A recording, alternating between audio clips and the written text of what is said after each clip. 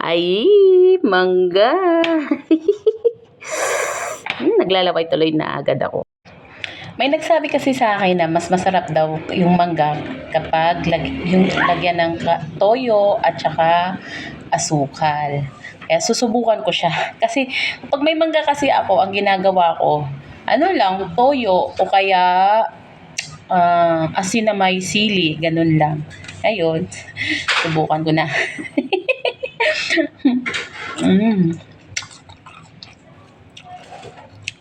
Masarap din pala.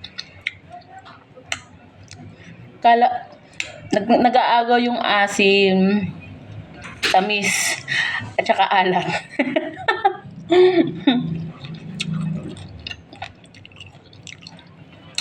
Manggang Carabao tong binili ng partner ko.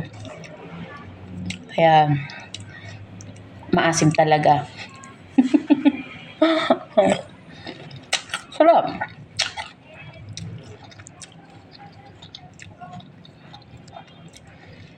Sarap pala siya. Kain tayo.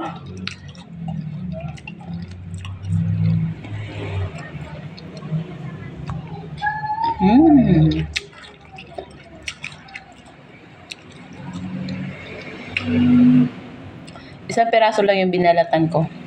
Kasi sabi ko, baka hindi ko maubos. Kaya isang peraso lang muna.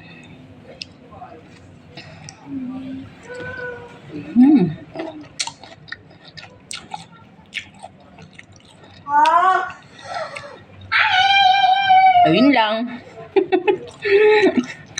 Sorry sa mga naglalaway dyan.